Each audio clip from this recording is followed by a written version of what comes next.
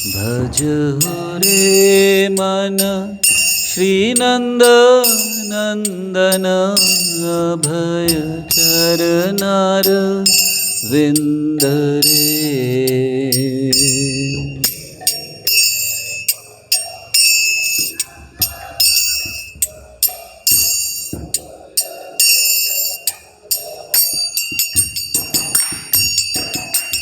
दुर्लभ मानव जन्म सत्संगे दुर्लभ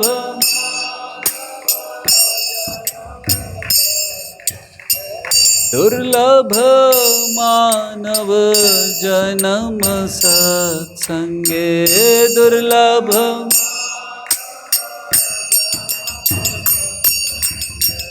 तरहे भव सिंधु रे।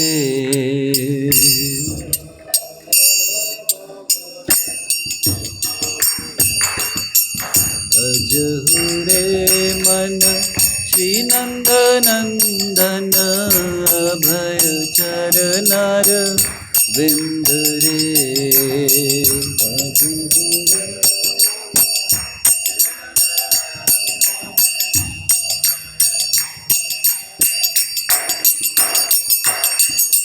दुर्लभ मानव जन्म सत्संगे दुर्लभ मानव तरहे भव सिंधु रे।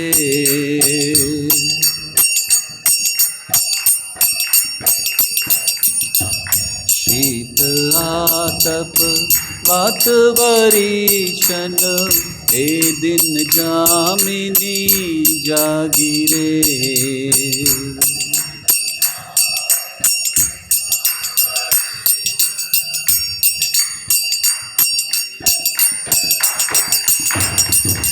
विफल से विनु कृपण दुर्जन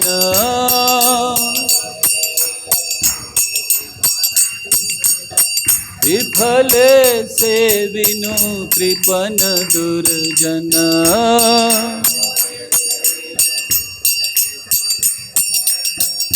चपल सुख लब लागी रे।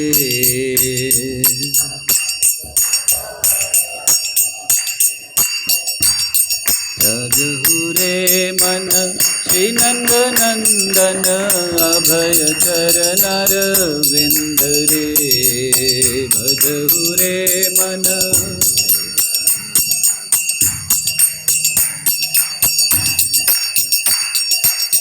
हे धन यौवन पुत्र परिजन हित किया छे पर तीति रे। धन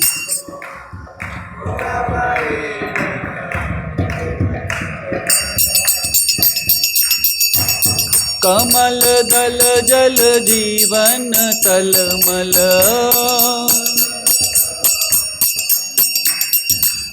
कमल दल जल जीवन तलमल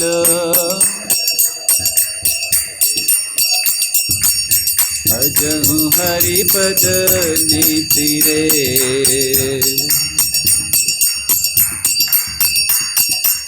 श्रवण कीर्तन स्मरण वंदन पाद सेवन दास्य रे।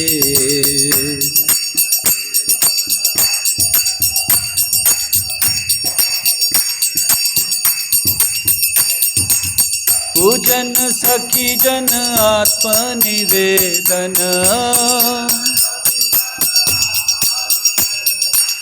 पूजन सखी जन आत्मनिवेदन गोविंद दास अभिलाष रे।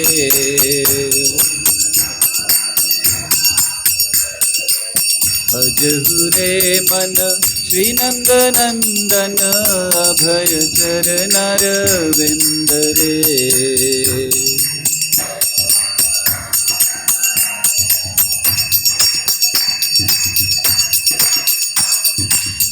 हरे Krishna Hare Krishna, Krishna Krishna, Hare Hare, Hare Rama, Hare Rama, Rama Rama, Hare Hare, Hare Krishna.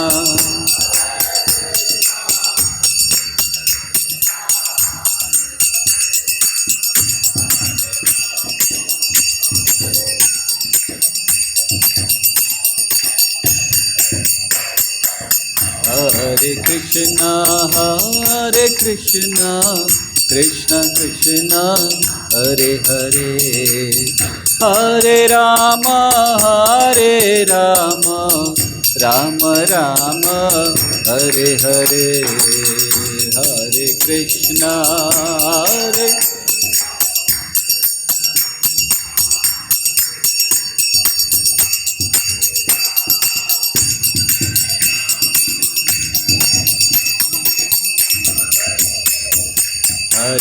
Hare Krishna, Krishna Krishna, Hare Hare, Hare Ram, Ram Ram, Hare Hare.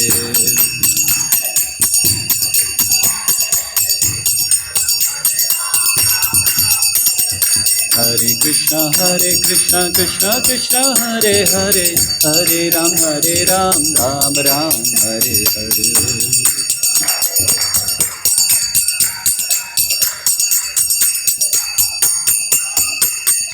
गौर नटराज दयाल निताय, गौर नटराज जय दयाल निताय।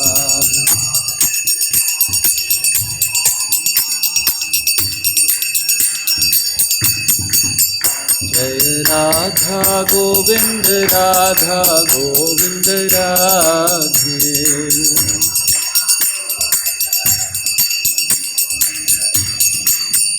जय जगन्नाथ जगन्नाथ बलदेव जय सुभद्रा।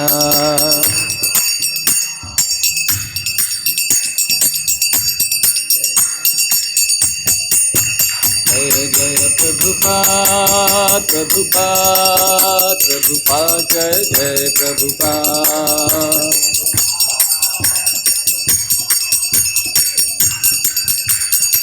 नित्य गौर हरि बोल हरि बोल हरि बोल, नित्य गौर हरि बोल।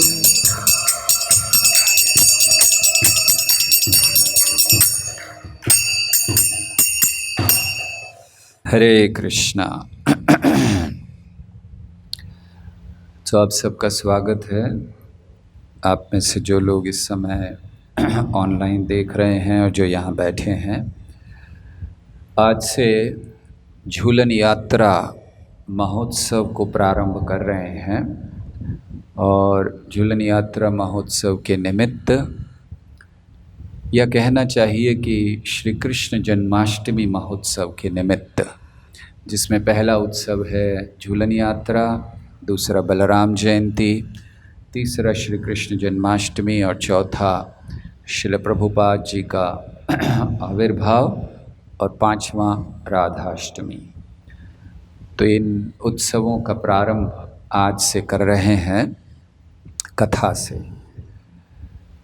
तो आज हम लोग चर्चा प्रारंभ कर रहे हैं एक श्रृंखला की, जिस श्रृंखला का शीर्षक है गोविंद चरण। और इसमें हम लोग चर्चा करेंगे भगवान श्री कृष्ण के चरण कमलों में जो चिन्ह हैं, वे हमारी भक्ति में कैसे हमें सहायता कर सकते हैं, हमारे जप को और अच्छा बनाने में क्या सहायता हो सकती है, इन चिन्हों का क्या अर्थ है, भगवान के चरणों में होने का क्या अर्थ है। तो इसकी चर्चा आज से प्रारंभ करेंगे।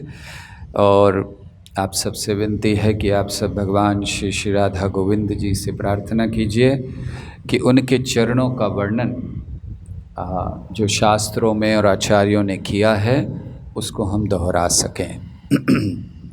तो अभी हम लोग भजन गा रहे थे, भज हुरे मन श्री नंद नंदन अभय चरणार विंद रे।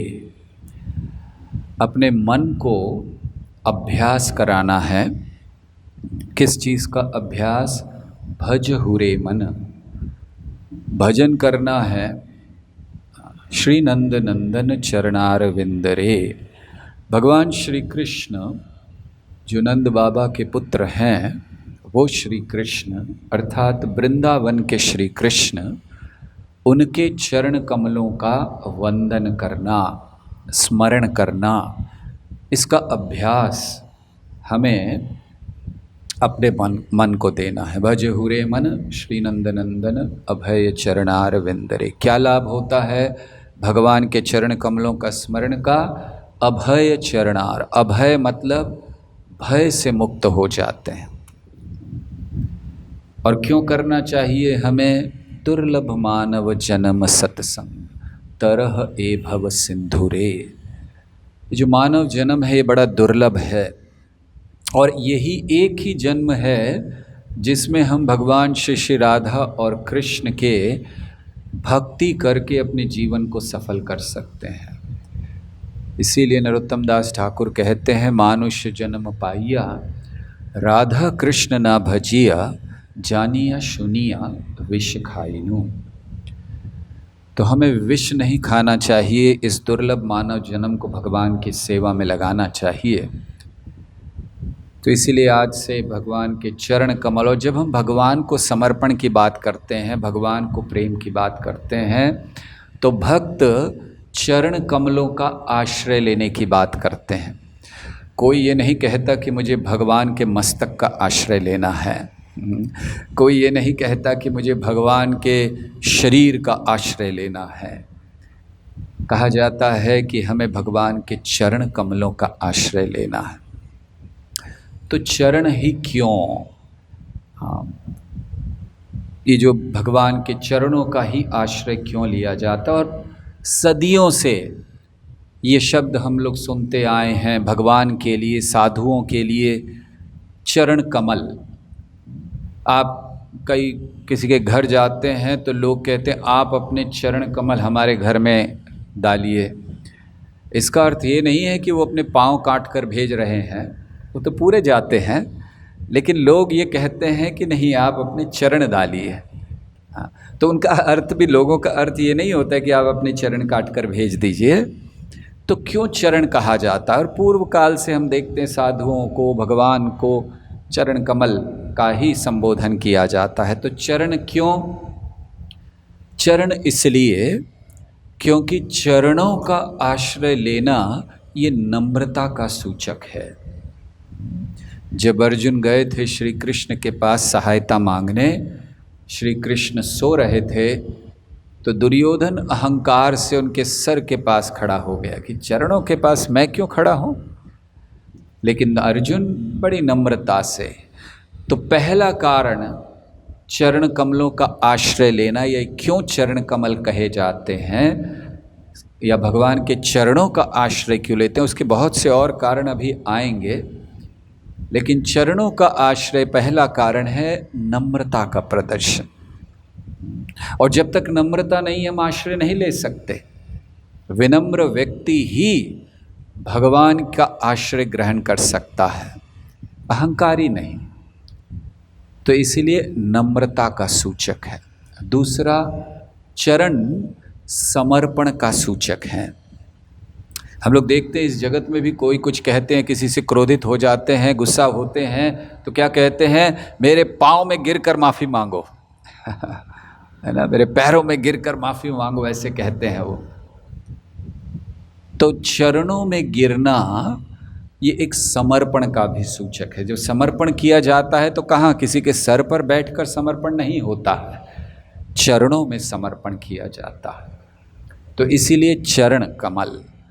तो पहला कारण ये नम्रता का सूचक है, दूसरा समर्पण का सूचक है, और तीसरा भक्ति की दृष्टि से ये प्रेम का सूचक है, भक्तिमय प्रेम का सूचक है। ये भगवान के चरणों से जो रस बहता है भक्ति का, उसका पान करने के लिए भक्त आतुर रहते हैं। भक्ति रस पान करने के लिए भगवान के ही चरणों से गंगा बहती हैं। तो भगवान के चरणों से बहने वाला रस शुद्धिकरण के लिए आवश्यक है, इसीलिए भक्ति में प्रेम प्राप्त करने के लिए भी चरणों को संबोधित किया जाता है। और चरण क्या हैं? भगवान के चरण भक्त के लिए साध्य हैं। हम यहाँ साधक हैं और पूर्ण अवस्था में सिद्ध कहलाते हैं। सिद्ध अर्थात अपने स्वरूप की प्राप्ति करना। मुक्तिर्हित्वन्यथा रूपम स्वरूपेण व्यवस्थिति ही। तो स्वरूप सिद्धि या सिद्ध देह या सिद्ध रूप प्राप्त करना, ये भक्ति की चरम सीमा है। और उसको प्राप्त करके कृष्ण की सेवा करना। तो यहाँ जब हम साधक के रूप में भगवान के नाम का जप करते हैं, अन्य भक्ति की क्रियाएं करते हैं, तो साधक के रूप में भी हमारा साध्य है भगवान के चरण कमल, और सिद्ध रूप में भी हमारे साध्य है भगवान के चरण कमल। हम यहाँ जप करते हैं साधक के रूप में, और भगवान के धाम में जप करते हैं सिद्ध रूप में। वहाँ भी जप होता है, वहाँ भी भगवान का नाम गाया जाता है, वहाँ भी गुणगान होता है, लेकिन वहाँ सिद्ध रूप में। अंतर क्या है साधक और सिद्ध रूप में? श्रील प्रभुपाद समझाया करते थे, कच्चे आम और पके हुए आम का अंतर। कच्चा आम भी आम है और पका हुआ आम भी आम है, अंतर रस का है। और इसी तरह साधक भी भक्त है और सिद्ध भी भक्त है, अंतर उस नाम जप में रस आ जाता है। आज हमें नाम जप में रस नहीं है, हम तो केवल यांत्रिक तरीके से नाम को ले लेते हैं, या फिर कभी लोग दिखावे के लिए हंसी मजाक में नाम को ले लेते हैं। लेकिन सही दृष्टि में नाम रस से परिपूर्ण है, और उस रस को नाम से निकालने के लिए, जैसे फल होता है तो फल से जूस को निकालने का एक तरीका होता है, इसी तरह भगवान का नाम रस से भरा हुआ है। ऐसा रस और कहीं नहीं है, ऐसा आनंद और कहीं नहीं है। जितना आनंद भगवान के नाम में है, जितना मधुर भगवान का नाम है, मधुरम मधुरेभ्योपि मंगलेभ्योपि मंगलम, पावनम पावनेभ्योपि हरेर नाम एव केवलम। तो मधुर है, पावन है, रस से भरा हुआ है। कैसे निकालें उस रस को? भगवान के चरणों का आश्रय लेकर। और भगवान के चरणों का आश्रय लेना ये भक्ति की प्रारंभिक अवस्था है। भगवान कपिल श्रीमद् भागवत के 3 स्कंद में समझाते हैं, जब वो वर्णन कर रहे हैं माता देवहूति को, तो कहते हैं कि भक्त प्रारंभ में क्या करता है। तो कहते हैं कि जब योगी भक्त बनने के प्रयास कर रहा है, तो भक्त बनने में पहला स्तर है कि वो स्मरण करे भगवान के चरण कमलों का। तो इसलिए भगवान के चरण कमल साध्य हैं, उनको त्यागा नहीं जा सकता। और फिर ये कमल ही क्यों? हम लोग कहते हैं भगवान के चरण कमल, तो कमल ही क्यों? कोई और पुष्प हो सकता था अगर तुलना करनी थी। चरण गुलाब हो सकते थे, या चरण केतकी तो अच्छा फूल नहीं है, तो चरण का किसी से और से तुलना हो सकती थी। और कौन से फूलों के नाम हैं? रजनीगंधा, चरण रजनीगंधा अच्छा नहीं लगता, थोड़ा छोटा बताओ। चमेली, चरण चमेली, हाँ चंपा। हाँ, तो शायद सुनने में ठीक नहीं लग रहा होगा, इसीलिए भगवान ने सबने कमल चूज कर लिया। नहीं, कमल की क्या विशेषता है? क्यों कमल से ही तुलना की गई है भगवान के चरणों की? कमल साधारणतः जब कमल से तुलना की जाती, कमल आध्यात्मिकता का स्वरूप है। ब्रह्मा जी का जन्म कमल पर होता है, भगवान का धाम कमल स्वरूप है। तो कमल ये आध्यात्मिकता का सूचक है, शुद्धता का सूचक है।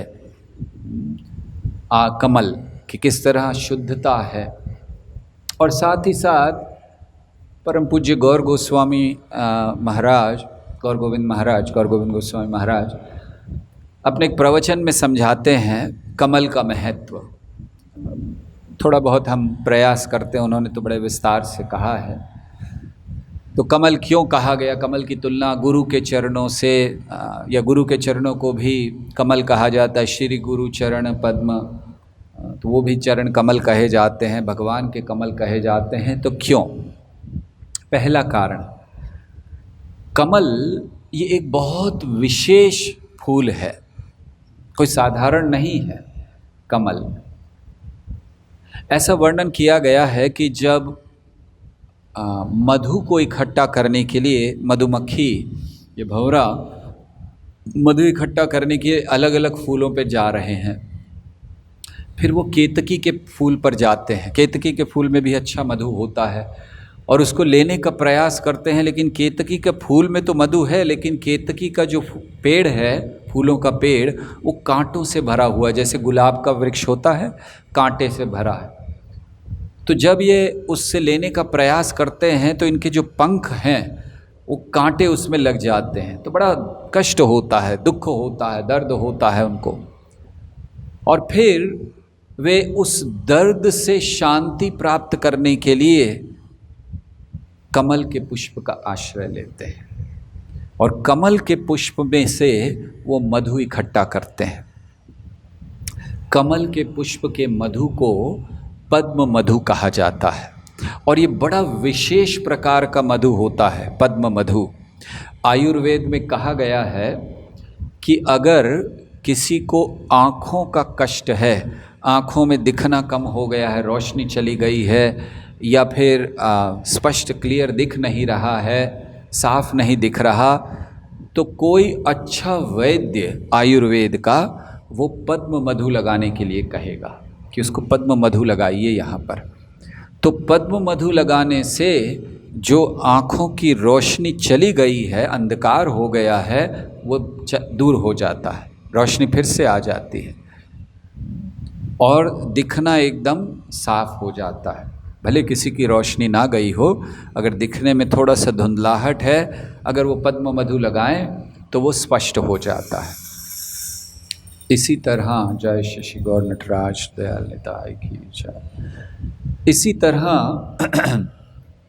हमारी भी जो आँखें हैं वो अज्ञान से भरी हुई हैं, इसलिए हम लोग कहते हैं ओम अज्ञान तिमिरांधस्य ज्ञानांजन शलाकया। अज्ञान से, अंधकार से भरी हुई हैं, तमस से भरी हुई हैं। ओम अज्ञान तिमिरांधस्य, इस अंधकार को दूर करने के लिए वो मधु चाहिए जो भगवान के चरण कमलों से निकलता है, इसीलिए पद्म मधु। तो पद्म से तुलना इसलिए की गई है कि जैसे पद्म मधु आँखों को ठीक कर सकता है, आँखों की रोशनी वापस लाता है, तो जो अंधकार हमारे है, अज्ञान है, उसको दूर करता है भगवान के चरणों से निकलने वाला मधु, ज्ञान के रूप में जो हमें मिलता है। या फिर हमारी जो दृष्टि है उसको साफ कर देता है। जब हम भगवान के चरणों से निकलते हुए मधु को अपनी आँखों में लगाते हैं तो हम चीज़ें जैसी हैं वैसा देख सकते हैं। हमारे भौतिक अस्तित्व का एक बहुत महत्वपूर्ण कारण ये है कि हम चीज़ों को वो जैसी हैं वैसे देख नहीं पाते, एज इट इज़, यथारूप। और यही हमारे भौतिक अस्तित्व का कारण है। एक वैष्णव का लक्षण ये है कि वो चीज़ों को और व्यक्तियों को यथारूप देखता है, जो जैसे हैं, जिसकी क्या स्थिति है वो जानता है। जैसे एक वैष्णव जानता है कि देवी देवताओं की क्या स्थिति है, वो कौन है, क्या स्थिति है, कैसे आचरण करना है, भगवान की क्या स्थिति है, कौन है और कैसे आचरण करना है, उन्हें वैष्णव कहते हैं। तो ये आँखों से स्पष्ट हो जाता है। दूसरा पद्म मधु का उपयोग है कि जब किसी व्यक्ति के शरीर में जीवन शक्ति बहुत कम हो गई हो, पचन नहीं हो रहा होता, वो बहुत जो भी खाता है बस हजम नहीं होता, खा नहीं पाता, बड़ा कमज़ोर हो जाता है, सारी दवाइयाँ कर लेता है, एलोपैथी होम्योपैथी जो भी है सब कर लेता है, तब जब कविराज के पास आता है वो उसको पद्म मधु देते हैं। पद्म मधु जीवन शक्ति का संचार करता है शरीर में। ये आयुर्वेद के अनुसार है, किसी भी आयुर्वेद के डॉक्टर को आप पूछ सकते हैं। तो पद्म मधु जीवन शक्ति का संचार करता है। और साथ ही साथ तो जिस तरह पद्म मधु जीवन शक्ति का संचार करता है, उसी तरह जब हम भगवान के चरण कमलों का आश्रय लेते हैं तो हमारे अंदर भी जो शक्ति, हम सब जगह घूम चुके हैं, एलोपैथी होम्योपैथी 84 लाख डॉक्टरों के पास घूम चुके हैं, अर्थात भटक चुके हैं इस संसार में, ब्रह्मांड भ्रमिते, और तब भगवान के चरण कमलों का आश्रय लेते हैं तो वो जीवन शक्ति का संचार होता है। तो इसीलिए हमें ये कहा जाता है कि पद्म अर्थात चरणों की तुलना पद्म से की जाती है। साथ ही साथ कमल का एक और लक्षण है कि कमल जल में तो खिलता है लेकिन जल से निकलता है और ऊपर रहता है, जल को स्पर्श नहीं करता, लेकिन जल से ही, सारा जल ही उससे लेता है, जल लेकर ही वो जीवित रहता है या बना रहता है। तो ऐसे ही भगवान के जो चरण कमल हैं या गुरु के जो चरण कमल हैं वो दिव्य जल का भंडार हैं, और उस दिव्य जल में हमारी भक्ति का कमल खिलता है। इसलिए तुलना कमल से की गई है। और वैसे भी जैसे कमल होता है तो कमल की तुलना गुरु से भी की जाती है, भक्तों से की जाती है कि जैसे कमल जल में रहकर जल को नहीं स्पर्श करता, ऐसे ही इस जगत में रहकर गुरु या भक्त, भगवान के वैष्णव इस जगत को स्पर्श नहीं करते। तो इसीलिए ये जो चरण की तुलना कमल से या भगवान के अलग अलग अंगों की तुलना कमल से की जाती है। तो ये चरण कमल हैं भगवान के, जिनका वर्णन, जिन चिन्हों का वर्णन, जिनके ऊपर भगवान के चरण में काफ़ी चिन्ह हैं, उनका वर्णन आज से हम लोग करेंगे। और उससे पहले भगवान के चरण कमलों का प्रभाव क्या है, भागवत में जो दिया गया, अनेक अनेक स्थानों पर दिया गया, अनेक भक्तों ने कहा, उसको सुनने का प्रयास करते हैं। भगवान के चरण कमल या गुरु के चरण कमल इतने शक्तिशाली हैं।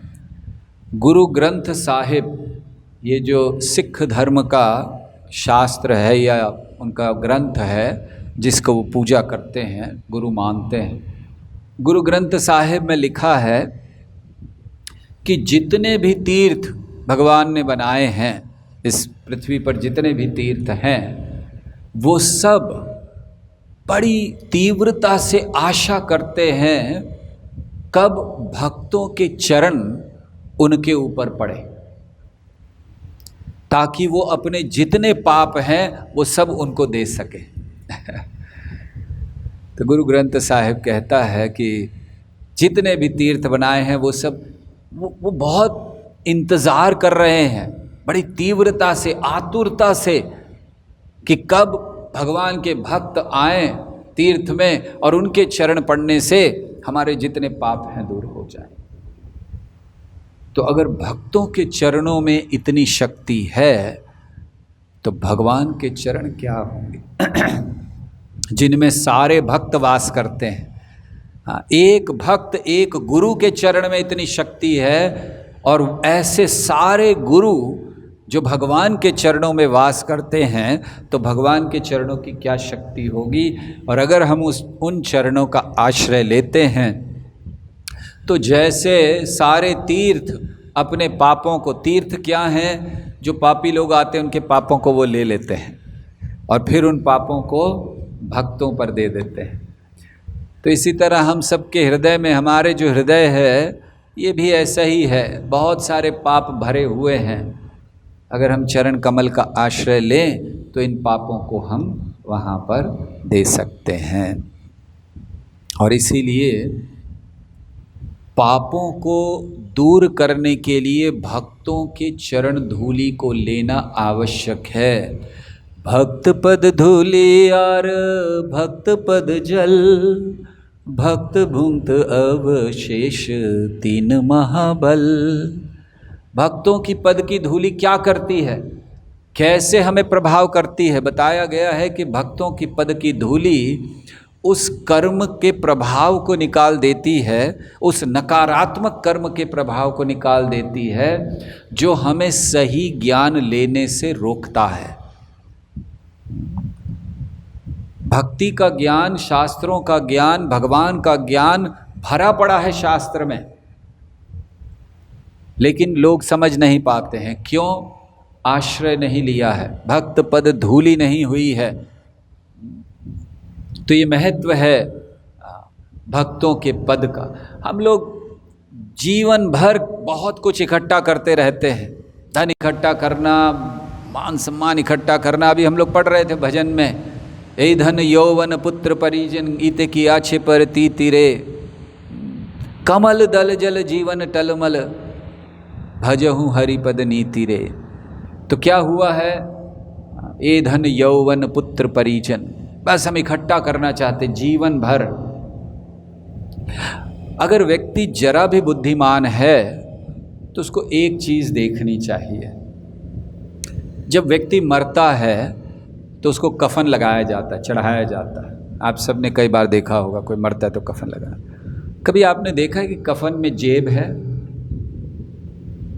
कुर्ते में जेब होती है ना, रोज़ हम लोग पहनते जेब होती है, लेकिन जब कफन पहनाया जाता है तो उसमें जेब होती है? क्यों नहीं होती? ये बताने के लिए कि कुछ ले जा तो सकते नहीं, तो जेब की क्या ज़रूरत है ना? तो ये याद रखना चाहिए हम लोगों को कि कफन में जेब नहीं होती है। मतलब जो भी इकट्ठा कर रहे हैं वो यहीं छोड़कर जाना है इस भौतिक जगत का, लेकिन भक्ति उसको अपने साथ लेकर जाना, कर्मों के फल ले जाने। तो इसीलिए हमें प्रयास करना चाहिए कि हम भगवान के चरण कमलों का आश्रय लें। तो शास्त्र क्या कहता है, अलग अलग भक्तों ने चरणों के विषय में क्या कहा है? सुखदेव गोस्वामी कहते हैं भागवत के 10वें स्कंद में, समाश्रिता ये पद पल्लवम प्लवम, महत्पदम पुण्यवशो मुरारे, भवाम्बुधिर्वत्स पदम परम पदम, पदम पदम यद्विपदाम न तेषाम्। तो वो कहते हैं कि समाश्रिता ये पद पल्लवम प्लवम, जिसने उस बोट, उस नाव का आश्रय ले लिया है, भगवान के चरण कमल रूपी नाव का आश्रय, पद पल्लवम प्लवम, महत्पदम पुण्य यशो मुरारे, भवाम बुधिर, ये जो भव सागर है वो क्या हो गया है? हाँ, गाय का जो बछड़ा होता है उसके खुर के समान, जितना उसके खुर में पानी आता है बस उतना। और ऐसे लोगों के लिए इस जगत में कोई विपदा नहीं रह जाती। पदम पदम विपदाम न तेषाम्। तो इसीलिए भगवान के चरण कमलों का आश्रय लेना चाहिए। रुक्मिणी देवी जब भगवान को पत्र लिखती हैं, बड़ा प्रसिद्ध पत्र है उनका, 7 श्लोक उन्होंने लिखे हैं, और उनमें वो लिखती हैं, भगवान के चरण कमलों का गुणगान करती हैं रुक्मिणी देवी। और वो कहती हैं कि आपके चरण कमल, जिनको शिवजी जैसे महान लोग भी अपने, जिनकी धूल को अपने मस्तक पर धारण करने के लिए आतुर रहते हैं, ऐसे चरण कमल हैं आपके। और अगर मैं उन चरणों को प्राप्त नहीं कर पाऊंगी तो मैं अपने प्राण दे दूंगी और फिर कई कई जन्म तक तपस्या करूंगी, रुक्मिणी देवी कहती हैं, और फिर शायद इतने जन्म की तपस्या के बाद हो सकता है मैं आपके चरणों को प्राप्त कर सकूं। ये भाव भक्त का होना चाहिए कि भगवान आपके चरणों को तो मुझे प्राप्त करना है, वो चरण जो शिवजी जैसे महान लोग अपने जिनकी धूल अपने मस्तक पर लगाने के लिए आतुर हैं, और अगर मुझे अब प्राप्त नहीं हुए तो और कड़ी तपस्या करेंगे। हो सकता है इस जन्म में हमारी तपस्या कड़ी नहीं है, हमारी भक्ति पूरी नहीं है, और करेंगे मेहनत, कई जन्म लग जाए कोई बात नहीं, लेकिन आपके चरणों को प्राप्त करके रहेंगे। अहम तरिष्यामि दुरंत पारम, इस भौतिक जगत को पार कर कर रहेंगे। तो ये एक भक्त का भाव होना चाहिए। तो रुक्मिणी देवी कहती, नागपत्नियाँ भगवान के चरणों का वर्णन करते हुए कहती हैं, उन्होंने देखा कि अभी उन्होंने कालिया के सर पर भगवान ने अपने चरण रखे हैं, तो वो कहती हमें नहीं पता ये इसने क्या किया है कालिया ने। ये चरण जिनके लिए लक्ष्मी देवी भी बहुत समय से तपस्या कर रही हैं, उनको प्राप्त नहीं हुए, आपने ये चरण कमल इसके मस्तक पर रख दिए, हमें नहीं पता कि इसको क्या क्या इसने किया है, क्यों ऐसा हुआ। तो इसलिए भगवान के चरण का आश्रय लेना ही चाहिए। भागवतम के पहले ही स्कंद में कहा गया, यद पाद संश्रय सूत, जिन लोगों ने, ऋषि मुनि कहते हैं कि जिन लोगों ने भगवान के चरण कमलों का आश्रय ले लिया है, यदपाद, जिनके चरणों का आश्रय जिन लोगों ने ले लिया है, तो वो अन्यों को, वो तो शुद्ध हो ही गए हैं, वो तुरंत अन्यों को शुद्ध कर सकते हैं। ये शक्ति है भगवान के चरण कमलों की। जिन्होंने आश्रय ले लिया है वो अन्यों को शुद्ध कर सकते हैं। वो कहते हैं कि गंगा का बहुत लंबे समय तक पान करने के बाद गंगा शुद्ध करती हैं, लेकिन भक्तों का संग भक्त जो है वो तुरंत शुद्ध कर देते हैं। दर्शने पवित्र करो हे तुम्हार गुण, गंगार परश हईले पश्चाते पावा। तो वो कहते हैं भागवतम के पहले स्कंद में कि गंगा का बहुत लंबा समय तक पान करने से होता है, लेकिन उन भक्तों का इतनी शक्ति है कि वो अन्यों को तुरंत शुद्ध कर देते हैं। और गोपियाँ क्या कहती हैं भगवान के चरण कमलों के विषय में? गोपी गीत में उन्होंने कहा है, प्रणत देहिना पाप कर्षणम तृणचरानुगम श्रीनिकेतनम फणिफणार्पितं ते पदाम्बुजं कृणकुचेशना कृन्दिहृच्छयन्।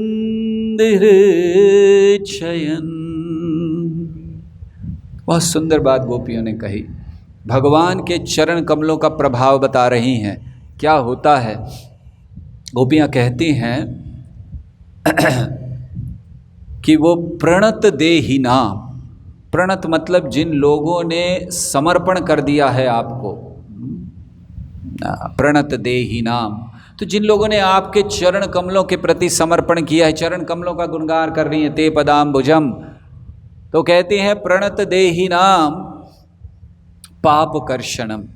तो जिन लोगों ने आपके चरण कमलों के प्रति आश्रय ले लिया, समर्पण कर दिया, वो तो पाप कर्षणम, उनके तो पाप नष्ट होने ही हैं।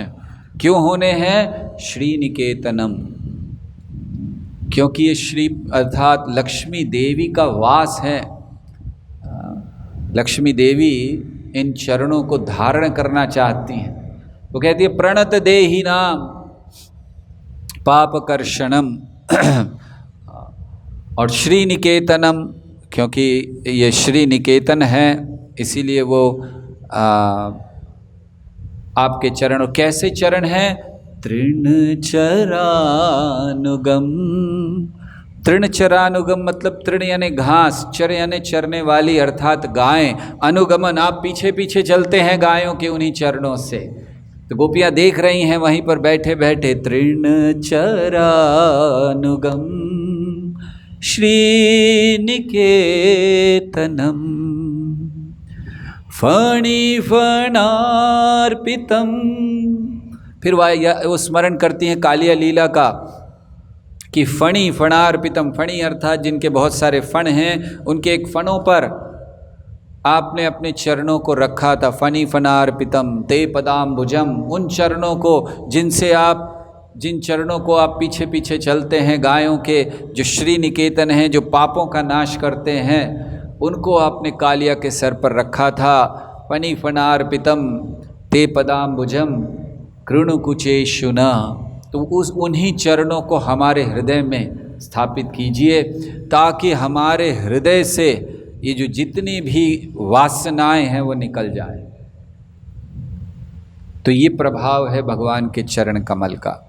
गोपियाँ कहती हैं कि उनको हमें भगवान को प्रार्थना करनी चाहिए कि इन चरणों को हम धारण करें, या चरण हमारे हृदय में आएं, ताकि हम श्री कृष्ण के इन चरणों के प्रभाव से अपने हृदय के सारे मल का नाश कर सकें। तो ऐसे शास्त्रों में बहुत स्थानों पर चरणों का गुणगान किया गया है। और जैसे भगवान कपिल भी बता रहे हैं कि भगवान कहते स्मरण करना चाहिए। तो भक्ति कैसे हम भगवान के चरण कमलों को अपने हृदय में ला सकते हैं, या कैसे कर सकते हैं? विधि के द्वारा, 9 विधियों के द्वारा। तो इसीलिए श्रवणम कीर्तनम विष्णु स्मरणम पाद सेवनम। तो जब हमारा स्मरण, श्रवण कीर्तन स्मरण और पाद सेवन, जब हमारा स्मरण बहुत तीव्र हो जाता है, प्रभुपाद लिखते हैं इस बात को कि जब स्मरण बहुत तीव्र हो जाता है तो वो पाद सेवनम हो जाता है।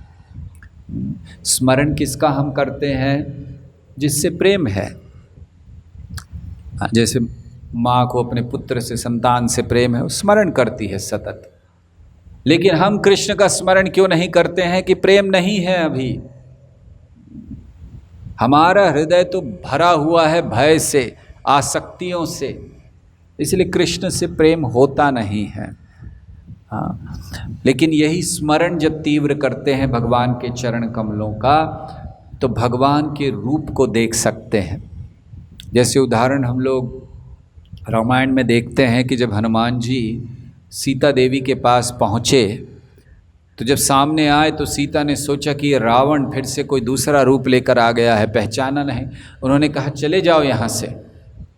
लेकिन जब उन्होंने अंगूठी दी श्री रामचंद्र जी की, सीता देवी ने अंगूठी को देखा, फिर उनको वो उंगली याद आई जिसमें भगवान अंगूठी धारण करते हैं, वो हाथ, और फिर भगवान का सुंदर रूप स्मरण हो आया। इसी प्रकार जब हम यहाँ इस जगत में रहकर इस मंत्र के द्वारा, ये गुरु के द्वारा दी गई अंगूठी है हमें मंत्र, जब हम स्मरण बढ़ाते हैं, तीव्र स्मरण, तो हमें भगवान के चरणों का स्मरण होता है, फिर भगवान के रूप का दर्शन भी होता है। अगर हम बड़ी अच्छी तरह से भगवान के चरण कमल को अपने हृदय में स्थापित करें। और जप के समय हृदय में स्थापित करने की विधि क्या है? श्रवण कीर्तन इत्यादि भक्ति की क्रियाएं और विशेषतः जप। तो जप के समय हमें भगवान के चरण कमलों को अपने हृदय में स्थापित करने के लिए क्या करना चाहिए? उन पर जो चिन्ह हैं, भगवान के चरण कमलों में बाएं चरण में 8 और दाहिने चरण में 11 चिन्ह हैं, ऐसे 19 चिन्ह हैं। तो उन चिन्हों का स्मरण करना चाहिए। कैसे स्मरण करना चाहिए? उनके महत्व को समझते हुए। भगवान के चरणों को अगर हम इस तरह से स्मरण करते हैं तो हमारे जप में ध्यान बहुत बढ़ जाता है, और साथ ही साथ जितनी बाधाएं हैं जप में आने वाली वो दूर हो जाती हैं। इसीलिए बारंबार भगवान के इन चरण चिन्हों का हमें स्मरण करते हुए जप करना चाहिए, क्योंकि ये जो चरण हैं इसमें इतना रस है, इतना रस है कि भगवान स्वयं अपने आप को नहीं रोक पाते, और इसीलिए अपना ही चरण अपने मुंह में डालना चाहते हैं, देखना चाहते हैं कि ये रस क्या है। मेरे भक्त इतना रस का आस्वादन करते, ये है क्या? इसीलिए भगवान स्वयं अपने ही चरण के अंगूठे को अपने मुंह में डाल लेते हैं। करार विंदे न पदार विंदम मुखार विंदे विनिवेशयन्तम वटस्य पत्रस्य पुटे शयानम बालम मुकुंदम मनसा स्मरामि। तो भगवान के ये स्वरूप का, सुंदर स्वरूप का वर्णन है। जब भगवान वटपत्र के ऊपर, वटस्य पत्रस्य पुटे शयानाम, बड़े सो रहे हैं और कैसे लेटे हुए हैं, अपने ही अंगूठे को अपने मुंह में डाल रहे हैं, स्वाद लेना चाहते हैं कि ये मेरे भक्त इतना मेरे चरण कमलों के प्रति आसक्त हैं, ऐसा क्या है मेरे चरण कमलों में। और इसीलिए करार विंदे न पदार विंदे मुखार विंदे विनिवेशयन्तम। तो भगवान ऐसे हैं और ऐसे भगवान के चरण चिन्ह हैं। तो अब प्रारंभ करेंगे भगवान के चरण चिन्हों का वर्णन। तो पहले भगवान के जो बाएं चरण में 8 चिन्ह हैं उनका वर्णन करेंगे, और फिर दाहिने चरण में जो 11 चिन्ह हैं। तो बाएं चरण में जो 8 चिन्ह हैं उनमें पहला है शंख। वैसे वो चिन्ह हैं, चरण चिन्ह दिखा रहे हैं। ओके, सो आप सब इन चरण चिन्हों को देख सकते हैं भगवान के। तो ये बाएं चरण में अब आप देख सकते हैं शंख है वहाँ पर। तो ये वहाँ नंबर हो सकते हैं अलग हो, लेकिन पहला शंख का चिन्ह है। दूसरा अंबर, अंबर अर्थात आकाश का चिन्ह आता है। तीसरा धनु या धनुष, धनु का चिन्ह आता है। चौथा गोशपद, गोशपद अर्थात जो गाय का बछड़ा होता है उसके खुर का चिन्ह है, उसको गोशपद कहते हैं। और फिर एक त्रिकोण का चिन्ह है, 5वां। छठा कुंभ है, हाँ, कलश या कुंभ, वहाँ पर कलश है। और फिर 7वां अर्धचंद्र है। और 8वां मीन या मत्स्य का चिन्ह है। तो ऐसे 8 चिन्ह हैं। तो जैसे जैसे हम लोग इनका वर्णन करते जाएंगे आप लोगों को ये याद होते जाएंगे। प्रारंभ करेंगे शंख से, फिर अंबर पर जाएंगे, फिर आगे जो चिन्ह हैं धनु के, गोशपद, कलश इत्यादि, उनका वर्णन करेंगे। और जो 11 चिन्ह हैं भगवान के दाहिने चरण पर, उसका वर्णन जब आएंगे हम आगे, इन 8 चिन्हों का वर्णन कर लेंगे और फिर दाहिने चरण का चिन्ह, चरण चिन्हों का वर्णन प्रारंभ करेंगे, तब उसको कहेंगे। तो आज अभी हम लोग प्रारंभ करेंगे। वैसे तो समय हो गया, 8:30 बजे बंद करना है, कोई बात नहीं, 5 मिनट हैं फिर भी। तो प्रारंभ कर देते हैं चिन्हों का वर्णन, जो हमारा विषय है इस श्रृंखला का। और ये चलेगी 30 तारीख तक, अर्थात झूलन यात्रा के महोत्सव तक। और प्रयास करेंगे उस दिन तक 19 चिन्हों को पूरा कह देने का, ताकि हम लोग जप के समय इन चिन्हों को स्मरण कर सकें। तो पहला चिन्ह है शंख का। शंख ये 2 प्रकार से कार्य करता है। एक शंखनाद होता है और दूसरा शंख का उपयोग भगवान के अभिषेक के लिए किया जाता है।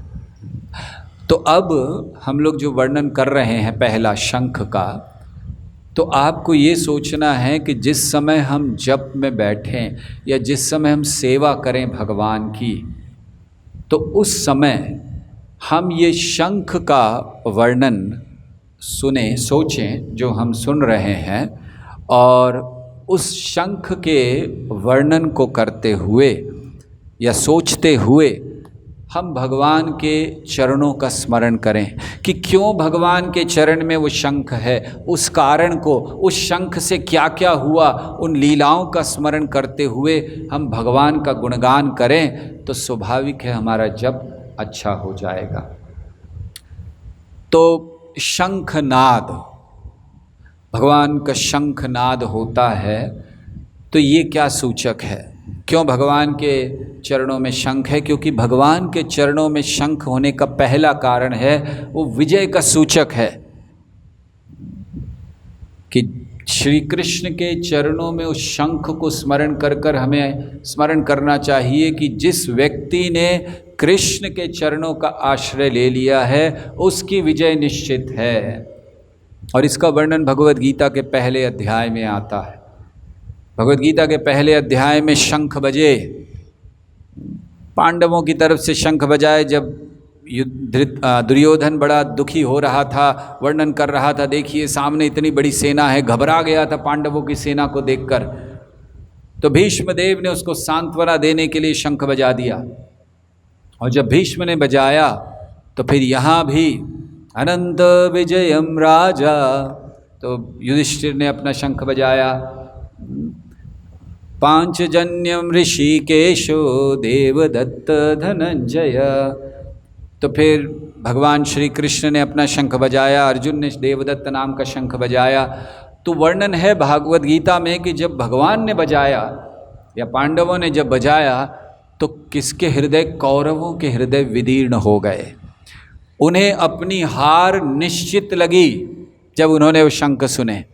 लेकिन जब कौरवों ने बजाया, भीष्म आदि ने, तो ऐसा कोई वर्णन नहीं है कि पांडवों के हृदय विदीर्ण हो गए और पांडवों ने सोचा कि हाय हाय हम लोग तो हार जाएंगे। क्यों? क्योंकि ये शंख दिव्य शंख कहे गए हैं, दिव्य शंख प्रदम, दिव्य शंख है ये।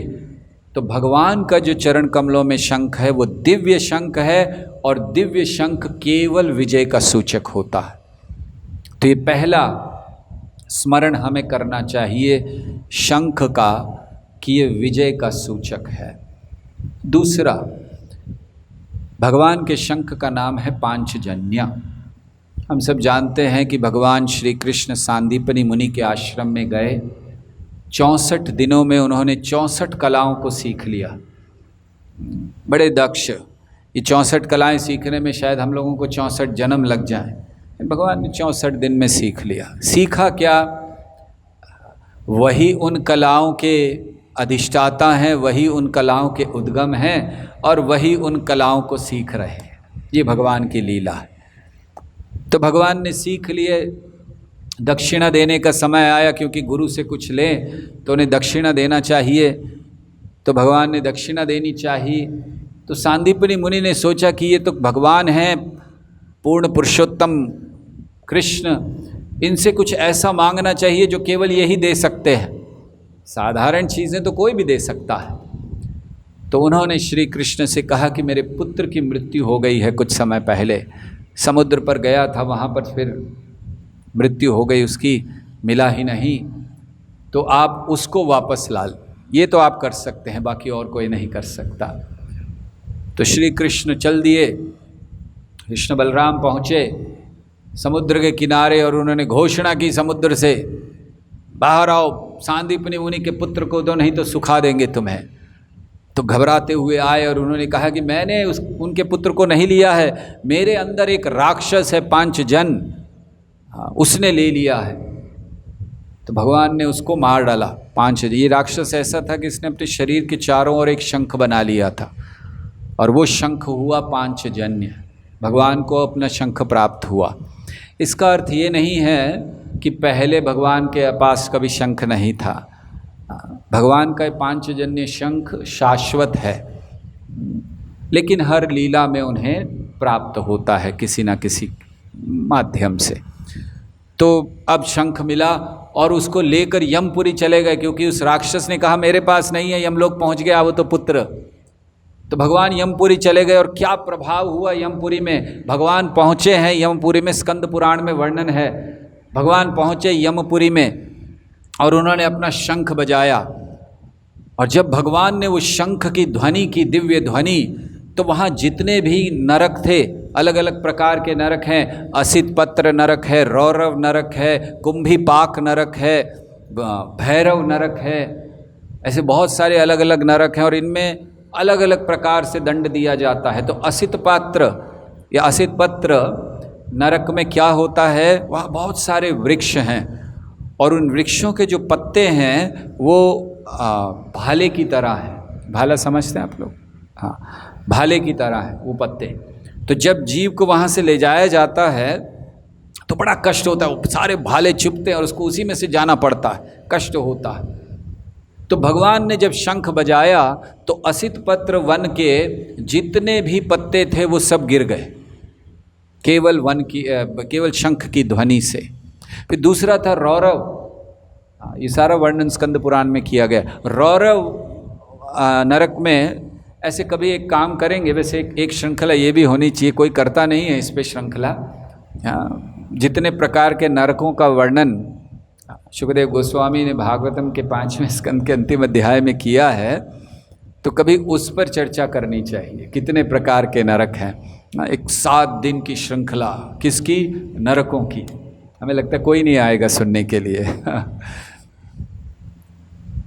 लेकिन जानना चाहिए बहुत सारे नरक हैं। शुकदेव गोस्वामी ने एक ऐसा भी नरक बताया है उसमें जहाँ आपको मच्छर मारने के बाद जाना पड़ता है।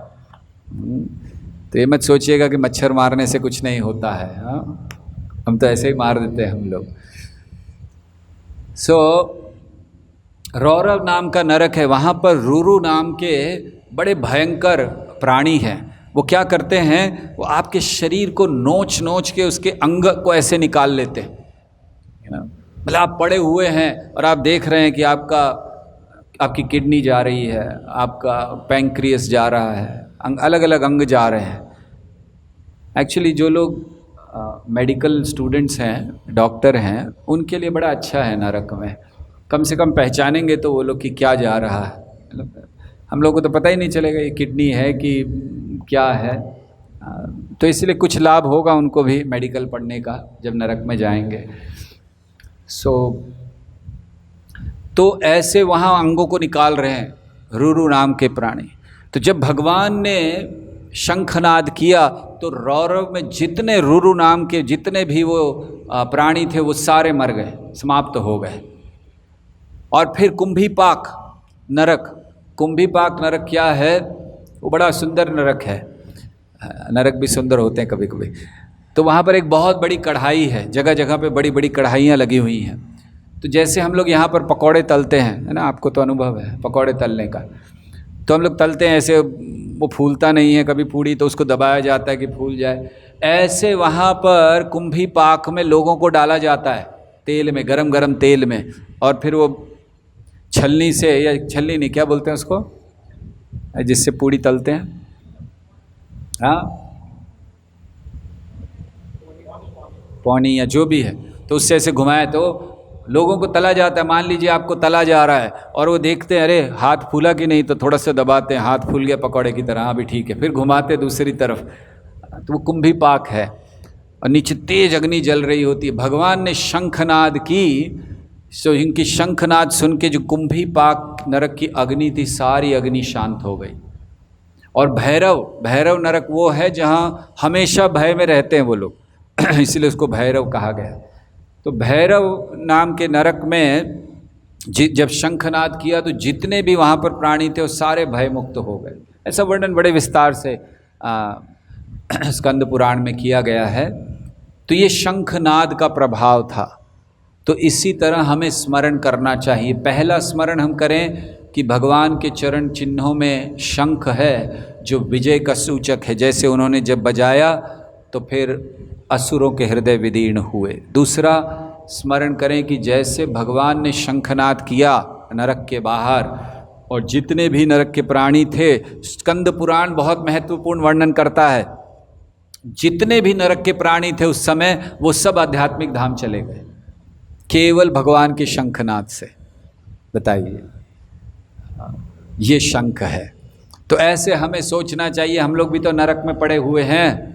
श्रील प्रभुपाद लंदन गए और लंदन पर एयरपोर्ट पर प्रभुपाद से पत्रकारों ने पूछा, so Swami ji what do you think about London? Prabhupada से लंदन इज हेल।